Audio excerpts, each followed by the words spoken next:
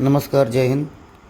आज हम आपको एक छोटा सा टॉपिक लेके आए हैं जिसका नाम है द रूट। द रूट एक कौन से चैप्टर में है? इस चैप्टर में आता है morphology of flowering plant. Morphology of flowering plant 11th का एक चैप्टर है। मार्फोलॉजी ऑफ फ्लावरिंग प्लांट ये बॉटनी का एक चैप्टर है, सेकेंड यूनिट में आता है 11th में।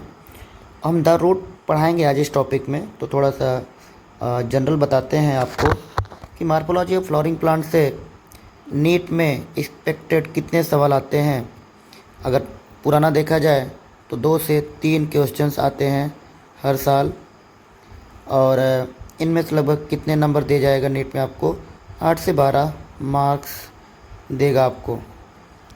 तो उसको आज पक्का करने के लिए एक छोटा सा पार्ट 1 में हम लोग समझेंगे कि द रूट से एक सवाल बनने के चांस होते हैं। कभी कभी नहीं बनता है तो कोई बात नहीं, लेकिन अगर रूट से सवाल बनते हैं तो हमसे नहीं छूटने चाहिए, उस पर फोकस करना है इस टॉपिक में। तो इस टॉपिक में देखा जाए तो इस पूरे चैप्टर में क्या पढ़ना है, थोड़ा सा उसको देखेंगे। फिर हम द रूट के बारे में बताएंगे, उसके जितने भी सवाल होंगे उनको सॉल्व करेंगे। आज ही ख़त्म करेंगे उस टॉपिक को। तो देखा जाए कि जिसमें जैसे बताया कि रूट के बारे में पढ़ना है, तो इसके पहले जो आप चैप्टर पढ़ चुके होंगे फर्स्ट यूनिट में, अगर बॉटनी के पॉइंट ऑफ व्यू देखा जाए तो 3 चैप्टर पढ़े होंगे। लिविंग वर्ल्ड, दूसरा चैप्टर बायोलॉजिकल क्लासिफिकेशन, तीसरा चैप्टर प्लांट किंगडम। अगर आपने प्लांट किंगडम पढ़ा होगा तो आपने सेकेंड चैप्टर में बायोलॉजिकल क्लासिफिकेशन में आपने किंगडम पढ़ा होगा। कितने kingdom? 5 kingdom system. 5 kingdom system में अगर देखेंगे तो प्लांट किंगडम भी एक किंगडम सिस्टम है, किंगडम आता है प्लांट के लिए, एक किंगडम हो गया। तो इस चैप्टर में हमने देखा था कि इसके डिवीज़न कुछ थे, कितने डिवीज़न में प्लांट किंगडम को बांटा गया था। तो 5 में था। पहला का नाम था एल्गी, दूसरा था ब्रायोफाइटा, तीसरा था टेरिडोफाइटा, चौथा था जिम्नोस्पर्म। तो इन चारों के बारे में उस चैप्टर में डिटेल में स्टडी हुई थी, लेकिन एक लास्ट में एक टॉपिक था जिसका नाम था एंजियोस्पर्म। एंजियोस्पर्म के बारे में अगर प्लांट किंगडम में देखा जाए तो 2-4 वर्ड लिखा गया था, 2-4 लाइन लिखी गई थी। जैसे मैं बता दूं, इसमें लिखा गया था इसे हम क्या कहते हैं? Flowering plant. अब देखिए इस चैप्टर का नाम क्या था जो हम लोग अभी पढ़ने वाले हैं? Morphology in flowering plant. Flowering plant को क्या समझेंगे? फ्लावरिंग प्लांट किसे कहते हैं? एंजियोस्पर्म को कहते हैं। एंजियोस्पर्म को फ्लावरिंग प्लांट कहते हैं। तो फ्लावरिंग प्लांट एंजियोस्पर्म जो फ्लावर देते हैं, इनके पहले जितने थे ये फ्लावर नहीं देते हैं। इनमें से एक है मात्र है लास्ट वाला जो सीड देता था। तो सीड तो इसमें बनेगा, इसमें बनेगा। ये दोनों सीडेड प्लांट हैं, ये तीनों नॉन सीडेड हैं। तो उधर नहीं जाएंगे, हम एंजियोस्पर्म की तरफ आते हैं। इसे फ्लावरिंग प्लांट कहते हैं, फ्लावर देने वाला एकमात्र प्लांट्स है। और ये पढ़े थे, और उसमें पढ़े थे कि स्मॉलेस्ट एंजियोस्पर्म का नाम बताओ, लार्जेस्ट का नाम बताओ। लार्जेस्ट का नाम क्या था? यूकैलिप्टस था। और स्मॉलेस्ट क्या था? उल्फिया था। तो इतना उसमें से याद कर लिए थे। और कुछ लाइन लिखा था अल्टरनेशन ऑफ जनरेशन, कुछ के बारे में लिखा था। अल्टरनेशन मतलब 2 टाइप की लाइफ साइकिल आएगी इसके जीवन में, 2 टाइप के जनरेशन आएंगे, एक हेप्लॉयड एक डिप्लॉयड। इनके बारे में बात था। गैमेटोफाइट था और स्पोरोफाइट था। ये बड़ा कंफ्यूज करता है बच्चों को, गैमेटोफाइट स्पोरोफाइट। लेकिन जब प्लांट किंगडम पढ़ेंगे तो उसमें बताएंगे कि लास्ट में कुछ लिखा था पैरासिटिक प्लांट भी होते हैं। तो इनके बारे में चर्चा, इतनी लाइन लिखा था उस एंजियोस्पर्म में, तीसरे चैप्टर में, जिसका नाम था प्लांट किंगडम था। तो हम जो इस टॉपिक लेके आए हैं ये है मार्फोलॉजी ऑफ फ्लावरिंग प्लांट। इसमें हम किस पे फोकस करने वाले हैं? रूट पे। तो चलिए कुछ बेसिक देखते हैं इसमें क्या क्या हम लोग सवाल आ सकते हैं। तो इसमें जो पहला ही सवाल आया है, लगेगा कि सर एक करली top virus spread a plant पाया, ये कहाँ से सवाल उठा लिया गया? ये तो मार्फोलॉजी में मैंने देखा नहीं। लेकिन क्या आपको याद दिला दें कि उनके पहले कुछ साइंटिस्ट के नाम होते हैं हर यूनिट के पहले। तो हर यूनिट के पहले के साइंटिस्ट को आपको ज़रूर ध्यान रखना है, भूलना ही नहीं है। जैसे पहले यूनिट में अर्नेस्ट मेयर थे, दूसरे यूनिट में जो पहले साइंटिस्ट वहाँ पे दिए हुए थे वो कौन थे? कैथरीन इसाऊ थी मतलब लेडी साइंटिस्ट हैं। इन्होंने इनका जो जीवन काल है 99 ईयर का है। तो इनका एक पूछता है कि इन्होंने एक बुक लिखा था तो एनाटॉमी ऑफ सीड प्लांट, तो उनको देखना है कि एनाटॉमी ऑफ सीड प्लांट कौन लिखा था, कैथरीन इसाऊ, पब्लिश कब हुआ था, उसको पूछ लेता है। 1860 के 1860 में होता है। तो मेरा कहने का मतलब है इस साल जो नीट 2025 था इसमें एक पूछ लिया था father of ecology, Indian ecology. तो इंडिया के कौन साइंटिस्ट थे जो फादर ऑफ इंडियन इकोलॉजी हैं? उनका नाम था R.D. मिश्रा। इनके बारे में पूछा था। कुछ बच्चों को कंफ्यूज हुआ कि साइंटिस्ट कहाँ दिया गया था, तो वो लोग कंफ्यूज ना हो, ये साइंटिस्ट बिल्कुल वहीं पे थे।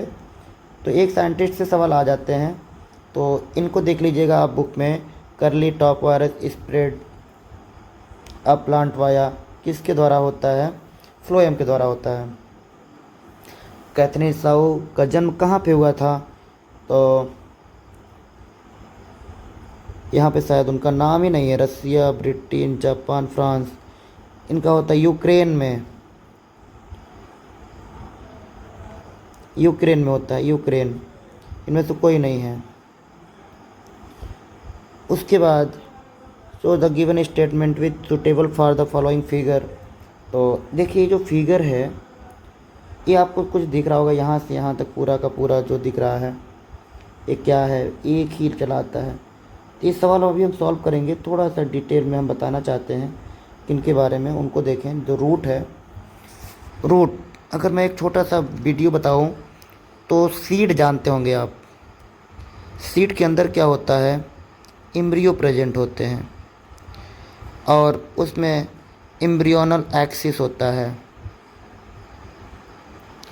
और अगर मोनोकॉट है तो सिंगल कॉटिलीडन, अगर डाइकॉट है तो डाइकॉटिलीडन, तो मतलब एक कॉटिलीडन्स होते हैं।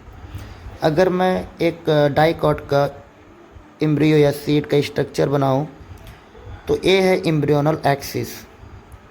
ये पूरा का पूरा क्या है? Embryonal axis. इसका अगर लेबल देखें, इस लेबल पे लेफ़्ट में या राइट में दोनों तरफ लैटरली क्या निकले होते हैं? कॉटिलीडन। तो ये दोनों क्या हैं? कॉटिलीडन्स हैं। कॉटिलीडन, डाइकॉट है, दो कॉटिलीडन होंगे।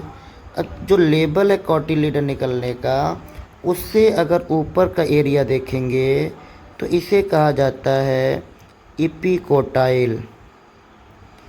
नीचे का जो लेवल है, नीचे से अगर जाएंगे तो इसे कहेंगे हाइपोकोटाइल। एक चीज़ और, इस एम्ब्रियोनल एक्सिस के दोनों टिप पर अगर अपर की तरफ टिप देखें, इस पे होते हैं सूट टिप, जिसे अगर एम्ब्रियोनी है, एम्ब्रियो है तो उसमें होता है प्लूम्यूल। अगर यहाँ पर है सबसे नीचे बेस पर है, ए बी टिप पर है, इससे रूट निकलता है, तो यहाँ पे जो एम्ब्रियो के समय होगा यहाँ पे रेडिकल्स होंगे। इससे आगे चल के रूट एराइज होता है। तो रेडिकल एम्ब्रियोनल एक्सिस में वो जगह है, वो एम्ब्रियो का पार्ट है जहाँ से रूट एराइज होता है, उसे रेडिकल कहते हैं।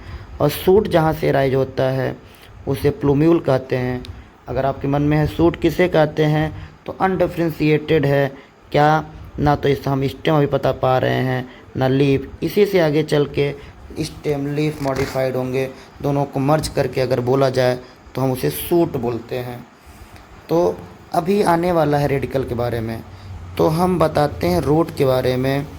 जो ये रेडिकल है, अगर रेडिकल डायरेक्ट इलांगेट हो जाता है, रेडिकल क्या हुआ?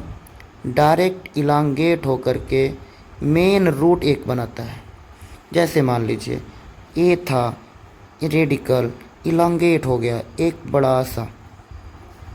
यहाँ से बात करें तो इसमें क्या था, मान लीजिए यहाँ पे सीड लगा होगा, पहले यहाँ से एक मेन नीचे तक क्या गया होगा? मेन रूट एक है। किससे बना ये मेन रूट? एक रेडिकल से बना, डायरेक्ट इलांगेशन हुआ।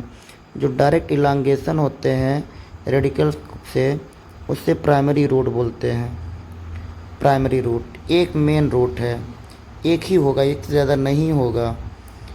उसके बाद जो प्राइमरी रूट से दूसरे रूट निकलते हैं लैटरली की तरफ, साइड की तरफ, उसे कहते हैं सेकेंडरी रूट। मतलब प्राइमरी रूट किससे अराइज हुआ? डायरेक्ट इलांगेशन किससे? रेडिकल से। और प्राइमरी रूट से जो निकला वो सेकेंडरी हुआ, और सेकेंडरी से जो निकलते हैं वो टर्शियरी होंगी, ये टर्शियरी रूट होंगी। तो कहने का मतलब प्राइमरी रूट इसमें कितने हैं? सिंगल हैं। तो इस टाइप के रूट सिस्टम को कहा जाता है tap root system. Tap root system, main root primary root single हो, ऐसे रूट को टैप रूट सिस्टम कहते हैं। ये देखने को डाइकॉट में मिलता है, ठीक है ना। और अगर दूसरा बताएं हम कि जो रेडिकल है, ये टैप रूट सिस्टम टाइप हो गया पहला। अगर दूसरा देखें तो होता है फाइब्रस रूट सिस्टम, मोनोकॉट में देखने को मिलता है। उसमें जो कि प्राइमरी रूट होती है वो शॉर्ट लिव होती है। ध्यान दीजिएगा, ये लाइन पूछता है प्राइमरी रूट कितने समय तक के लिए? शॉर्ट लिव्ड होती है, बहुत कम समय तक के लिए ज़िंदा रहती है। तो वो रिप्लेस हो जाती हैं, ख़त्म हो जाती हैं किसके द्वारा? बंच ऑफ रूट या number of roots, large number of root, ज़्यादा रूट से क्या होती हैं? ख़त्म हो जाती हैं। मान लीजिए देखिए, एक क्या था? प्राइमरी था, सीट से लगे हुए थे, यहाँ से क्या हुआ? बंच ऑफ रूट निकले और ये गायब हो गए। जैसे ग्रास लगता है तो एक जगह बंच निकलता है, एक ग्रुप में रूट निकलती है। जैसे गेहूँ हो गया, जब लगाते हैं गेहूँ तो गेहूँ से जब उखाड़ते हैं मिट्टी में से तो उसमें बंच में रूट होते हैं। इसमें प्राइमरी रूट है? नहीं है। प्राइमरी रूट शॉर्ट लिव होते हैं और बहुत लार्ज नंबर में रूट आ जाती है, वो सब प्राइमरी रूट रिप्लेस हो जाती है। और जो रूट निकला है बंच में, वो कहाँ से एराइज हुआ है? Bunch of root arise from base of, ध्यान दीजिएगा, बेस ऑफ स्टेम, स्टेम के बेस से निकलता है। और ये देखने को कहाँ मिलता है? मोनोकॉट प्लांट में। किसमें? मोनोकॉट प्लांट में। समझ में आ रहा है कि नहीं? अभी तक हम क्या पढ़े, ध्यान दीजिएगा। एक फिगर बनाए थे कि भाई जब सीड लगता है, मान लीजिए एक चने की सीड है, इसको लगाए, जिसको हम काटेंगे, इसको लगाते हैं तो इससे पहले रूट निकलती है, फिर स्टेम निकलता है, धीरे धीरे कॉटिलीडन खाली हो जाता है, इसके अंदर न्यूट्रिशन होता है। जब ग्रीन कलर का हो जाता है तो न्यूट्रिशन ख़त्म हो जाता है, फिर ये फोटोसिंथेसिस करके आगे ग्रो करने लगता है। तो जो रूट निकला और स्टेम निकला, कहाँ से निकलता है? रूट के किस पार्ट से निकलता है? तो उसमें एम्ब्रियो होता है, एम्ब्रियो के रेडिकल से रूट निकलता है और प्लूम्यूल से सूट निकलता है। इतना राइट, इतना समझ में आया होगा। तो हम बात करेंगे रूट किससे राइज हुआ? रेडिकल से राइज हुआ। डायरेक्ट इलांगेट हो जाता है, प्राइमरी रूट बनती है। प्राइमरी रूट एक ही है तो, और बाकी सेकेंडरी टर्शियरी निकलती रहेंगी, तो टैप रूट सिस्टम में आएगा। किस में देखने को मिलता है? डाइकॉट में देखने को मिलता है।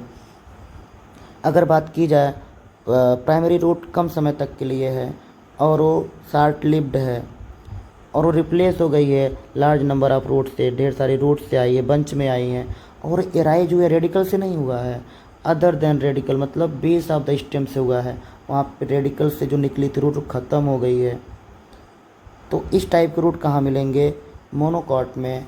बंच ऑफ रूट होते हैं ग्रासेस में, वीट में, मेज में, जो नीचे है।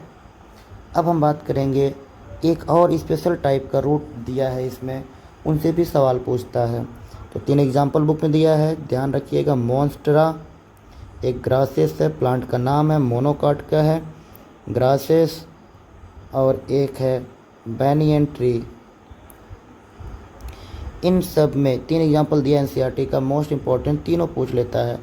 इन सब में जो रूट एराइज होता है, बुक में लिखा है अगर रूट निकले किससे? Other than radical, other than radical, radical के अलावा अगर रूट निकलता है, रेडिकल के अलावा किसी और, root arise from other than radical any part of plant, plant के किसी पार्ट से निकल जाए, एनी पार्ट ऑफ प्लांट उसे हम कहते हैं एडवेंटिटियस रूट। तो देखिएगा, मैं एक और स्टेटमेंट यहाँ से पूछता है कि जो फाइब्रस रूट है क्या एडवेंटिटियस का टाइप बोल सकते हैं? बिल्कुल बोल सकते हैं, क्योंकि एडवेंटिटियस रूट कहाँ से राइज हो रहा है other than radical.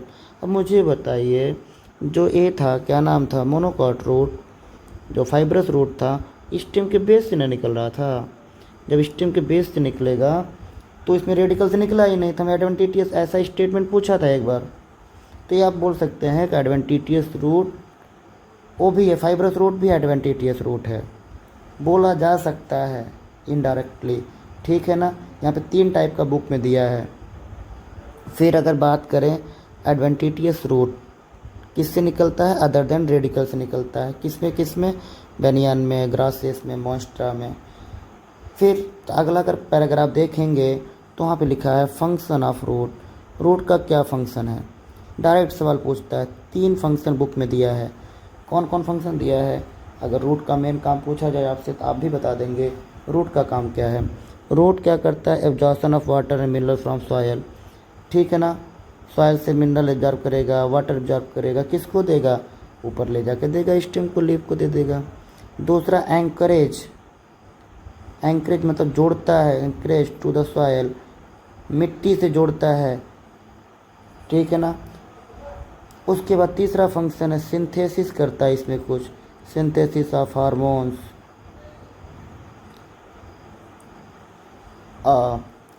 Synthesis of hormone. Plant book में लिखा प्लांट ग्रोथ रेगुलेटर्स, ऑक्सिन का सिंथेसिस करता है। टिप है तो साइटोकाइनिन भी बनेगा, सेल डिवीजन करने में मदद करता है। तो ये रहा function, absorption of water and minerals, anchorage of soil, मिट्टी से जोड़ता है, सिंथेसिस ऑफ हार्मोन। तो ये सब है। तो देखिए जो फिगर है बुक में, ये कौन से रूट का फिगर है? ये टैप रूट सिस्टम है। अगर ये वाला देखेंगे बंच में पूरा निकला हुआ है, इसे कहते हैं फाइब्रस रूट। अगर देखें any part of the plant other than radical, उसे क्या कहते हैं? Adventitious root. एडवेंटिटियस रूट के लिए 3 एग्जाम्पल, मोस्ट्रा, ग्रासेस और बेनियन ट्री, ये हो गए। ये जो है ये फ्लावरिंग प्लांट का ये डाइकाट का प्लांट है। अगर इसका देखा जाए तो मस्टर्ड है इसका नाम। इसमें सिर्फ से नीचे देखिए यहाँ पे लिखा है root system, primary root, secondary root, secondary से जो निकल रहा है टर्सरी रूट। अगर यहाँ पे देखें स्टेम में तो नोड होते हैं, 2 नोड के बीच की जगह को इंटर नोड कहते हैं। ठीक है ना, गांठे जैसे गन्ना होता है, शुगर केन होते हैं, उसमें गांठे हैं, नोड है, बीच की जगह को इंटर नोड बोलेंगे। ठीक है, इसमें लीफ का नाम याद रखिएगा, फ्लावर, फ्रूट, स्टेम, लीफ, ये पूरा का पूरा कौन सा सिस्टम हुआ? शूट सिस्टम हुआ। तो इतना ध्यान रखेंगे। तो primary root, secondary root, root के फंक्शन। एक टॉपिक छोटा सा बचा है, मॉडिफिकेशन ऑफ रूट। तो मॉडिफिकेशन ऑफ रूट को देखें, नहीं भूलिएगा। सेशन थोड़ा सा बड़ा हो रहा है, आज मैं सोचता हूँ मॉडिफिकेशन बता के रुक जाऊँगा, क्वेश्चन अगले सेशन में करा दूँगा। ठीक है ना। तो देखिए मॉडिफिकेशन ऑफ रूट,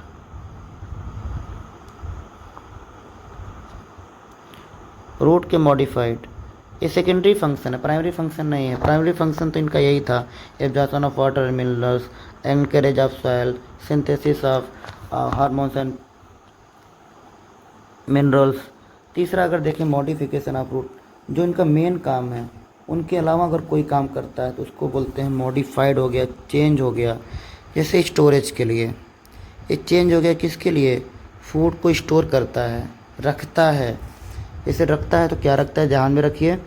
जैसे कि इनका काम था क्या, एब्जॉर्ब करना फूड को, लेकिन ये क्या कर लिया, फूड को स्टोर ही कर लिया। फूड को एब्जॉर्ब नहीं करना, न्यूट्रिशन को एब्जॉर्ब करना, वाटर को एब्जॉर्ब करना, लेकिन स्टोरेज भी कर रहा है। स्टोरेज कर रहा है तो कौन है? जैसे रेडिश हो गया, जैसे कैरेट हो गया, जैसे टर्निप हो गया, बीट हो गया। ये सब किसके मॉडिफिकेशन है? टैप रूट के, स्टोरेज के लिए। स्टोरेज के लिए ही एडवेंटिटियस रूट है। इस सवाल पूछता है, इंपॉर्टेंट, लिख लीजिएगा एडवेंटिटियस रूट। ठीक ना।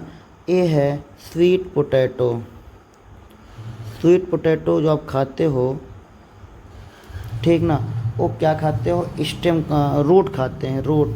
और रूट कैसा मॉडिफिकेशन है, एडवेंटिटियस रूट का मॉडिफिकेशन है। रेडिश खाते हो, टैप रूट है। कैरेट टैप रूट है। टर्निप बीट टैप रूट है, बीट की तरह ही दिखता है टर्निप, सलजम जिसे बोलते हैं।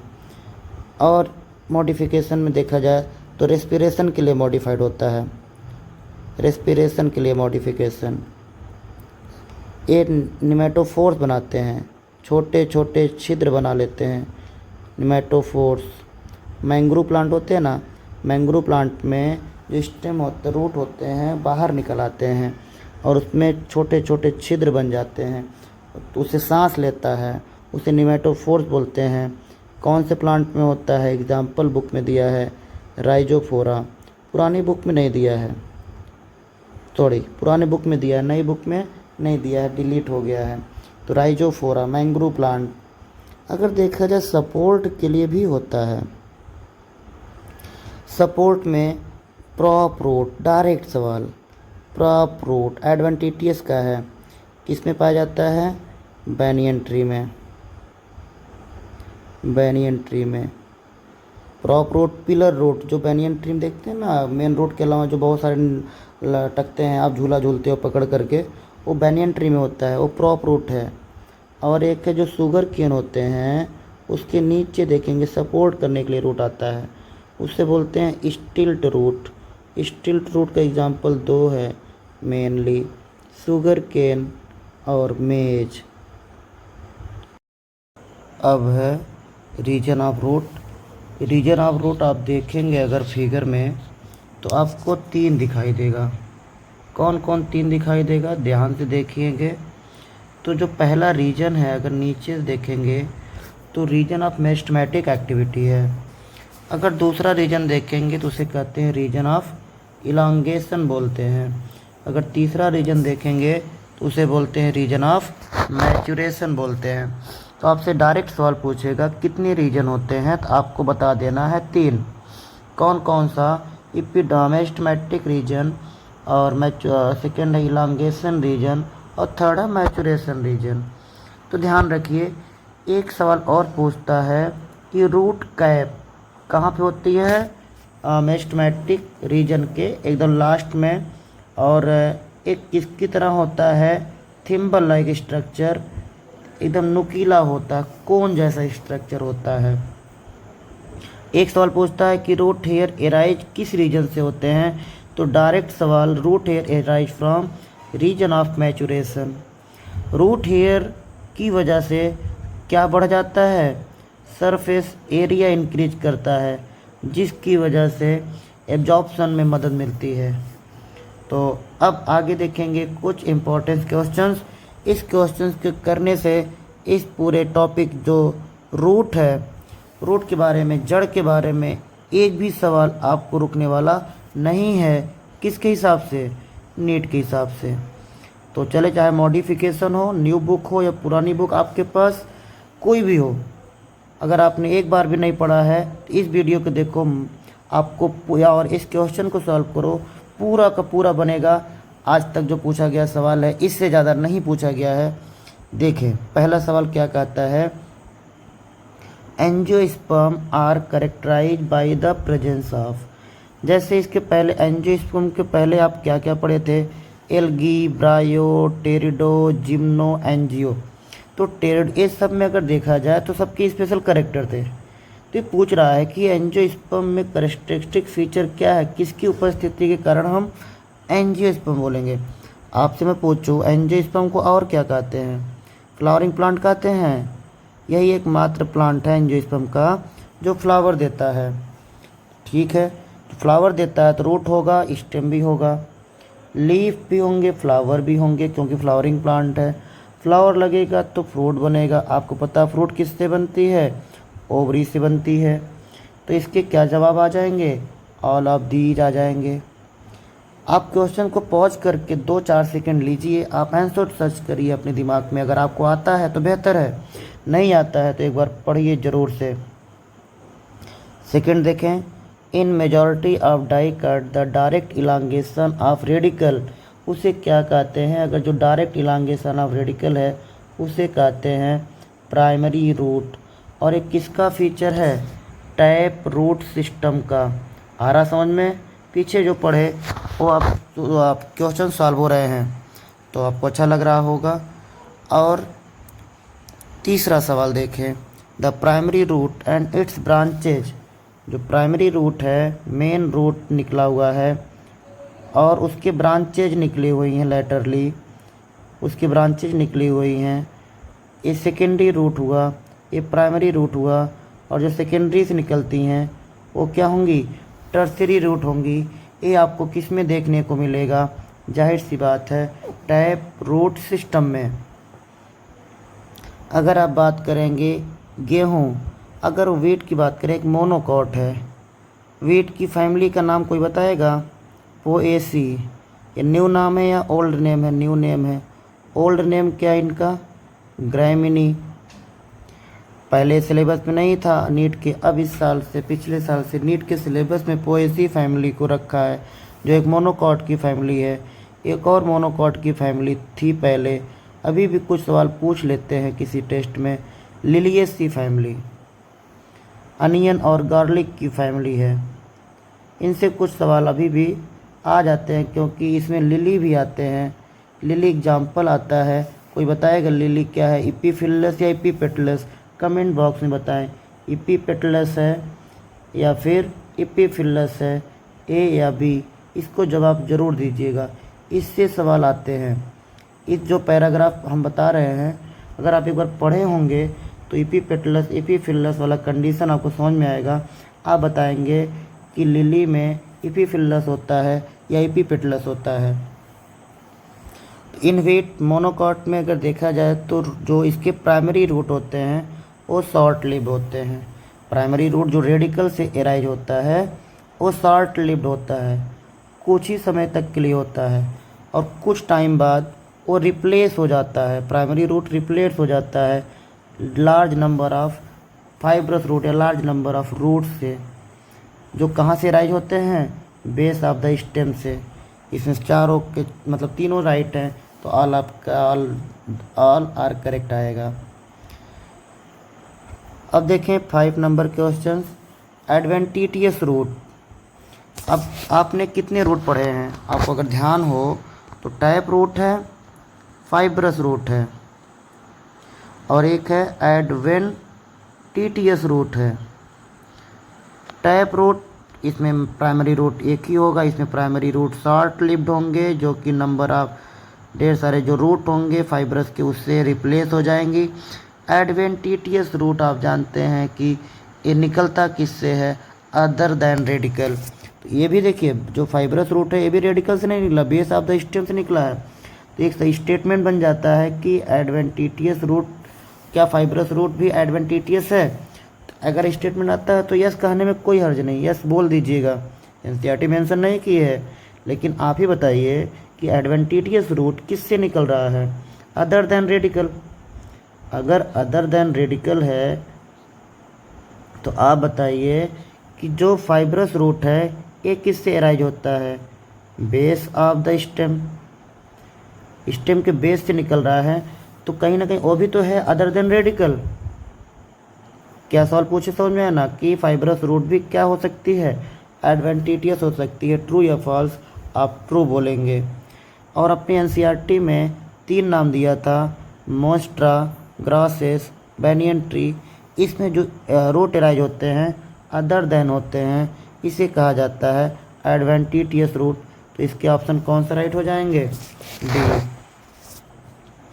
अगर आप देखें adventitious root arise from other than radical, अभी चर्चा हुआ तुरंत ऊपर, इसका आंसर क्या हो जाएगा? रेडिकल हो जाएगा। फंक्शन ऑफ द रूट क्या होती है? तुरंत जवाब दीजिए पॉज करके। ये फंक्शन यही लिखा है एनसीईआरटी ने और यही आपको याद रखना हमेशा के लिए। Absorption of water and mineral from the soil, anchoring of the plant in soil. Plant को सॉयल से जोड़े रखता है कौन? रूट। इसका फंक्शन ये भी राइट है। स्टोरेज करता है फूड मटेरियल और सिंथेसिस भी करता है प्लांट ग्रोथ रेगुलेटर, का मतलब हार्मोन्स की बात कर रहा है। सिंथेसिस करता है, तो ये भी राइट है। फूड मटेरियल को स्टोरेज भी करता है और सिंथेसिस बनाता है। क्या प्लांट हार्मोन भी सिंथेसिस करता है। एक एग्जांपल है जैसे ऑक्सीजन है। और ये रूट का टिप अगर देखा जाए तो उस टिप पे सेल डिवाइड करते रहते हैं, तो साइटोकाइनिन भी थोड़ी मात्रा में बनती है। ये भी राइट है, तो ऑल ऑफ द एबव आ जाएगा। What is the number of the region. अगर रीजन की बात की जाए, अभी चर्चा किए थे कितने रीजन हैं, सबसे ऊपर देखा जाए और नीचे तो 3 है। सबसे नीचे क्या थे, मेरिस्टेमेटिक, फिर इलांगेशन, फिर मैचुरेशन। तो कितने थे, 3 रीजन थे। Root is covered at the apex by thimble like structure called root cap. मतलब था कि मेरिस्टेमेटिक जो रीजन है वो किसके द्वारा कवर था, किसके द्वारा कवर था, रूट कैप के द्वारा। और रूट कैप कैसा था, cone like structure, thimble like structure था। ये थिम्बल कभी कभी क्वेश्चन के स्टेटमेंट में चेंज कर देता है, तो इसको भी ध्यान रखिएगा, थिम्बल को चेंज कर देता है। अब नेक्स्ट सवाल देखें। The root region is arranged proximal to distal. मतलब नज़दीक से दूर तक का जो सीक्वेंस है उसको बताइए। नज़दीक का मतलब बेस, अगर जो सॉयल है उसके हिसाब से देखा जाए, उसके हिसाब से अगर नीचे की तरफ जाएं तो बेस के नज़दीक कौन होगा, मैचुरेशन, फिर इलांगेशन, फिर मेरिस्टेमेटिक। तो पहला मैचुरेशन, दूसरा इलांगेशन, तीसरा मेरिस्टेमेटिक। इलांगेशन पहले आ गया, गलत। सेल डिवीजन उल्टा से जाना नहीं है, ऊपर से आना है। अगर सीधा लिखता कि टिप की तरफ से आइए, टिप तब इधर होता। ये प्रॉक्सिमल मतलब धरती के प्रॉक्सिमल, बेस के प्रॉक्सिमल कौन है, अपने इधर की तरफ से। तो जोन ऑफ मैचुरेशन है इलांगेशन, यही राइट आएगा। मैचुरेशन है, सेल डिवीजन पहले दे दिया। नेक्स्ट सवाल देख लें। Root hair arise. Root hair arise from कहाँ से, ये याद रख लीजिएगा, जोन ऑफ मैचुरेशन से एराइज होता है। एपिडर्मिस का मॉडिफिकेशन होता है। जो मैचुरेशन रीजन में एपिडर्मिस होते हैं, एपिडर्मिस ही क्या करती है, रूट हेयर बनाती है। मान लीजिए एपिडर्मिस रहा होगा तो रूट हेयर बनाती है, जिसकी वजह से सरफेस एरिया बढ़ जाती है। Find out the incorrect statement. अगर देखा जाए तो रूट हेयर एब्जॉर्ब वाटर और मिनरल फ्रॉम द सॉयल, सही है। Root increase the length, root की लेंथ इंक्रीज होती है कहाँ पे, रीजन ऑफ इलांगेशन, सही है। क्योंकि सबसे नीचे मेरिस्टेमेटिक डिवाइड करती है, उसके ऊपर इलांगेटेड सेल होती हैं जो स्टेम की लेंथ को बढ़ाता है। मेरिस्टेमेटिक रीजन है थिन। मेरिस्टेमेटिक रीजन में जो सेल होती है, सेल का सेल वाल कैसी होती है, थिन होती है। साइटोप्लाज्म डेंस होते हैं और मेरिस्टेमेटिक वाले जो सेल होते हैं वो डिवाइड करते हैं। इसके ऊपर के जो होते हैं लंबी cell, elongated cell, elongation zone में होती हैं, वो डिवाइड नहीं करती हैं। ये फिर डिफ्रेंशिएट हो जाती हैं, एकदम मैचुरेशन पे पहुंच जाती हैं। इससे ज़्यादा सेल मैच्योर नहीं होती हैं, यहाँ पे रूट हेयर एराइज हो जाते हैं। तो ये पूछा क्या है कि मेरिस्टेमेटिक की जो सेल वाल होती है थिन होती है, बिल्कुल राइट है। और डेंस साइटोप्लाज्म होता है। क्या क्या लिखा फिर, root can not synthesize plant growth regulator, synthesize करता है, यही गलत है और गलत ही सही है क्योंकि पूछा ही गलत है।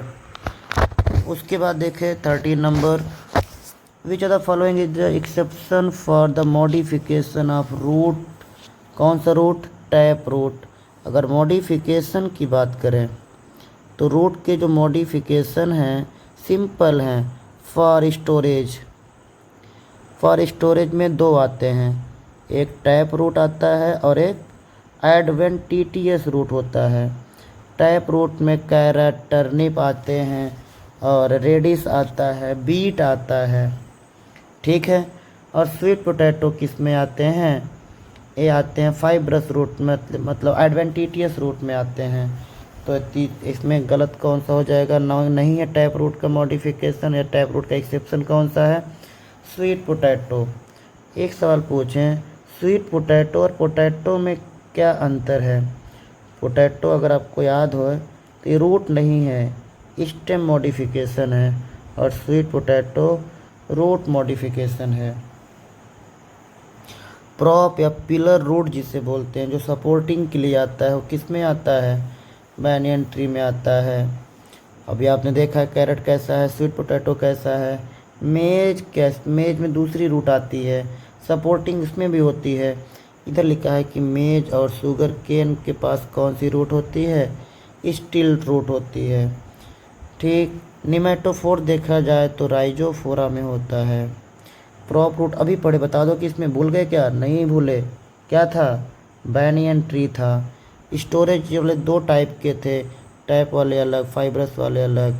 टैप में क्या क्या आते हैं अभी हम चर्चा किए थे, रेडिस वाले थे। और जो फाइब्रस जो बोल रहे हैं, एडवेंटिटियस जो था, इसमें कौन सा था? स्वीट पोटैटो था। Find out the incorrect statement, गलत को पहचानना है। Sweet potato has root modification for storage of food. जो स्वीट पोटैटो है रूट का मॉडिफिकेशन है, फूड स्टोर करता है, राइट है। स्टिल रूट एराइज होता है कहाँ से? Lower of the node. अगर शुगर केन देखें तो इसकी जो नीचे नोड होता है, इस नीचे वाले नोड से क्या निकलता है? सपोर्टिंग करने के लिए रूट एराइज होता है। कौन से नोड से? लोअर नोड से। राइजोफोरा जो मैंग्रोव प्लांट है, जहाँ पे साल्ट ज़्यादा होता है, वहाँ पे रूट बाहर निकल आती हैं रेस्पिरेशन के लिए, निमेटोफोर्स जिसे बोलते हैं। एक पोर लाइक स्ट्रक्चर होता है, बाहर निकल आती हैं। किसके लिए?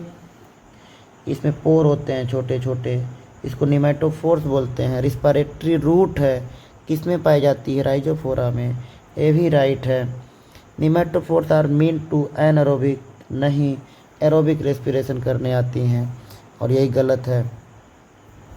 तो बताइएगा कैसा रहा सेशन रूट को लेकर के। रूट से जितने भी सवाल आने थे, जैसे बन सकते थे, हमने बनाए।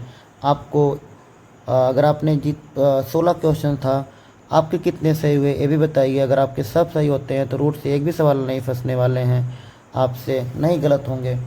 अगर और देखें तो इसके बाद क्या स्टेम है, लीफ है, उसको ही पढ़ेंगे। इसके पढ़ने के बाद आप अपना रिस्पांस ज़रूर बताइएगा कैसा लगा आपको। Thank you.